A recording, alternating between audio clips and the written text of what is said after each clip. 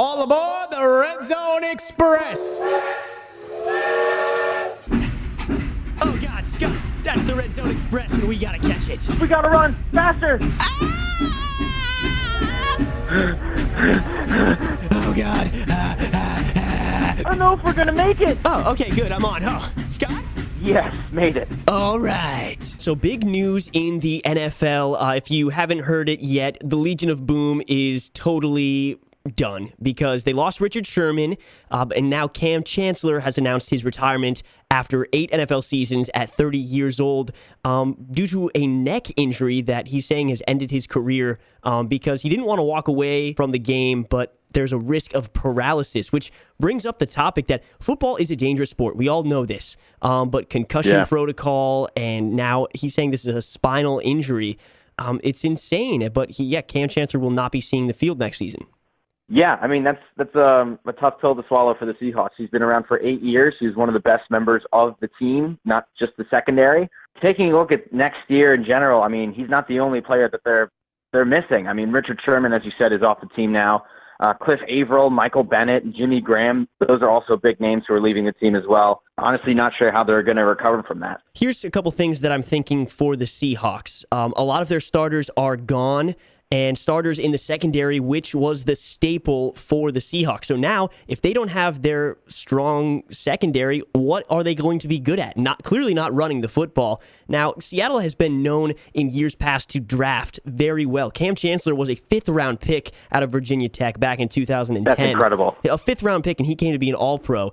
They find gold. Incredible. Russell Wilson was a 2nd or 3rd-round pick? Yeah, Russell Wilson was a 3rd-round pick. I believe he was definitely behind Andrew Luck, Ryan Tannehill, Brandon Whedon, RG3, yeah. Brock Osweiler. It goes to show that Seattle Seahawks draft well, and they can get players deep in the draft class. A player like Kam Chancellor, it's a big hole to fill. I really don't know what's going to be going on because he's really one of the premier safeties and just defensive backs in the NFL. Yeah, I remember there was one time in 2015, I believe, he was holding out for a restructured contract. That's true. He held out for 2 games in 2015, and the Seahawks ended up losing those games against the Rams, which, remember, were very bad at the time. They were. And the Packers. And then he came back, and the team went 10-4 and made it to the playoffs. Yeah, it just kind of goes to show it's a small sample of how big of an impact he is on that field with the Seahawks. Yeah, but I mean, I respect the guy for the seasons that he put in for the Seahawks and walking away before things got too bad. I mean, paralysis is not worth playing another 2 seasons. It's really not, because you don't want to see something bad like that happen in the NFL. Okay, so speaking of secondary players, Janoris Jenkins was in the news recently because there was a body found in the basement of his house in New York. I was shocked. I couldn't believe it. Very surprising news right there. And we tried to keep you very up-to-date on Red Zone Reader as details were breaking out. Yeah, the body that was found at his house was 25-year-old Roosevelt Renee, who was apparently a family friend of the Jenkins family, and she was living at the house at the time. The body was found by police, and initially you're thinking, well, it's got to be Janoris Jenkins because he was in Florida at the time. He was advised by the Giants to stay in Florida while the case kind of sorted itself out. And it only took really about 24 hours before Bergen County Prosecutor's Office brought in William Jenkins, which is Janoris' more normally named brother. They charged him with aggravated manslaughter. Yeah, I'm really surprised that Janoris was, I guess, sort of involved in it. When the news broke, I was really surprised. As a pro, his record's been pretty clean. I mean, he had that one suspension in 2017 for violating team rules. But, hey, if you're the 2017 Giants, who's not getting benched at one point? Yeah. In college, he was not clean, though. So I had to do some digging on that. Did you know he was kicked off of the Florida Gators football team? Really? I had no idea. Yeah, he was arrested twice in 2009 for physical altercations and drug possession. Okay. And he just had all of those issues building up, but it seems like since becoming a pro, he's really stepped up his game, and he's been a better player on and off the field. So I say good for him on that, and it's really terrible he was mixed up in all of this. Yeah, because the Giants, they're probably thinking, well, if this guy did it, we have to start preparing quick for at least a season without Janoris Jenkins, if not more, if he was guilty and he went to jail for this. A lot of players this season have been getting suspended, and I mean, it's tough to tell how your team is going to be if you have delinquents all over your team that are getting suspended for 3 or 4 games. All right, so some key players this season that have been suspended. 49ers linebacker Reuben Foster was suspended for 2 games. Jameis Winston obviously suspended for 3 games. The Panthers linebacker, I was surprised about this one. Thomas Davis was suspended 4 games for performance-enhancing drugs. Thomas Davis, a man who played in the Super Bowl with screws in his arm because he broke his arm, but he used performance-enhancing drugs. And then Mark Ingram was suspended 4 games for performance-enhancing drugs, as well as Julian Edelman. So all those names are pretty big on the team. And how do you think that it affects like the team chemistry in the locker room when someone like a starting running back, a starting wide receiver isn't there? Yeah, it's definitely awkward for the locker rooms and the players. For someone like Reuben Foster, who is admitted to the substance abuse, that's one thing. But for someone as highly decorated as Thomas Davis, who is in the NFL for 10-plus years, I think even he was surprised about the suspension. I think the biggest suspension, though, that you haven't mentioned has been David Irving on the Dallas Cowboys. Oh, yeah? This is his 2nd suspension on the team, and he's arguably one of the better edge rushers on that team. And he doesn't have to just play on the edge. He can play on the inside. He's a very big focal point to the team.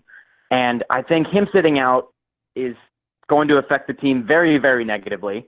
And I think that'll be apparent in the first 4 games of the season for them. And for team management, you have to make a decision at one point. Is this player worth having on your team? Because once it becomes a habit and you're getting suspended every year, you're not putting your team in a good position to win. You're essentially taking a starter away from the lineup. Exactly. It's just a waste of time at that point. Like, why are you on the team if you're going to keep screwing around like that? I mean, just going back to Jameis Winston, he's been involved in several controversies over the years. He stole the crab legs. There just needs to be a point where you need to decide as a GM or as an owner, is this guy really worth it? Yeah, it depends on who the player is, too, because one player that we really haven't talked about a lot, Julian Edelman, who's coming back from tearing the ACL, and now he's suspended 4 games because of performance-enhancing drugs. I kind of see where he maybe felt he needed to because he's coming back from such a serious injury, but that guy, when healthy, is a huge staple in the Patriots' offense. But Julian Edelman really had a chance to come back and be comeback player of the year, and now he's kind of hurt his chances by a 4-game suspension to start the season. So speaking of comeback player of the year, who do you think has the best chance of winning the comeback player of the year award at the end of the 2018 season? Yeah, it's tough to say because there's a lot of players that were injured last year, whether it was halfway through the season or the beginning of the season. J.J. Watt sticks out to me initially because he's dominant. But at the same time, he's gotten injured 2 seasons in a row now. I don't know if that's going to be a nagging injury or not. I think for me, my top candidate would be a tie between David Johnson, the running back of the Arizona Cardinals, and Odell Beckham Jr., the obvious wide receiver of the New York Giants. But I'm going to have to give the edge to OBJ because it's a contract year for Odell Beckham Jr. He wants that money. He's coming back with a passion, and he wants to be the top paid player in the NFL. Yeah, I completely agree with that. I just want to bring it back to the J.J. Watt point because he right now is my leading contender and comeback player of the year. Okay. He's played in, just to put this under the microscope a little bit, in the 32 games over the past 2 seasons, J.J. Watt has played in only 8 because of injury, which is just shocking to me. And he's still a top name in the NFL. He's a 3-time Defensive Player of the Year award winner. And he could really make it 4 if he returns to full strength. I mean, let's be real right now. He had 2 20.5 sack seasons, and that's freakish. If he comes back full force, he might not just win Comeback Player of the Year award. I can go as far as to say he's going to win Defensive Player of the Year award as well. Second player, who I believe could be a Comeback Player of the Year, is Deshaun Watson. I mean, Deshaun Watson, if he comes back the same way that he did last year when he was a rookie, he's going to blow this thing out of the water. Yeah, he's an absolute comeback player of the year. He's going to win tons of awards. If he wins the division, I think he has the edge over J.J. Watt just because he's a quarterback and he's position.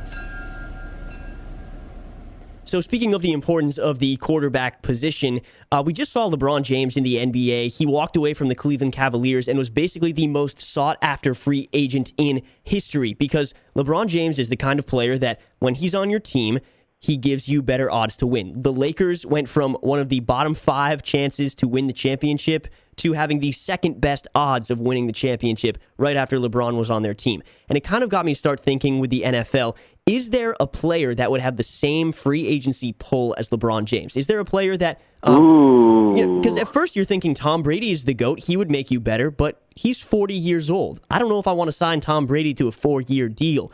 So I feel like it has to be a quarterback, but I think that maybe... Would Aaron Rodgers hit the free market with if he's not connecting with the management on the Packers? Would every team want Aaron Rodgers? I tell you what, I would want Aaron Rodgers. I know and I think you that's would. one thing. If you have a veteran quarterback who you were closer to moving on with, yeah, it depends on the situation. Why not? If this guy's going to give you a great chance to win, no matter what, I would sign him. I mean, that's just me. I mean, if I'm someone like the Dolphins or the Buccaneers, of course, or I don't know. Someone with a quarterback whose future is just a little bit shaky, a little bit hazy. Yeah. I'd say, why not? Go ahead with Aaron Rodgers. See, my situation that I'm thinking about is when LeBron James left the Cavaliers, every single team would have taken LeBron James if he wanted to sign there. I'm not convinced that, say, the Rams with young Jared Goff, he's got some potential. I don't know if the Rams would want to spend $100 million on Aaron Rodgers. Would they? No, to me, they would not. But yeah, I would say about half the teams in the NFL would want Aaron Rodgers, but I think half of them would pass. Yeah, I think the same thing for Le'Veon Bell, actually, because he's going to be a free agent next year, and he is definitely a polarizing player at the running back position because of not only how well he handles running the ball, but catching it as well. He was trying to make a case to get a big payday because he's trying to make a case to he's trying to make a case to become the highest paid running back because he's so good at running and he's so good at catching. He should be valued as both a running back and a wide receiver in that case. And there are some teams that would definitely pay that money for him, and there are some teams that feel like he might be stepping it over the line a little bit. Just tone it back a little bit, Le'Veon.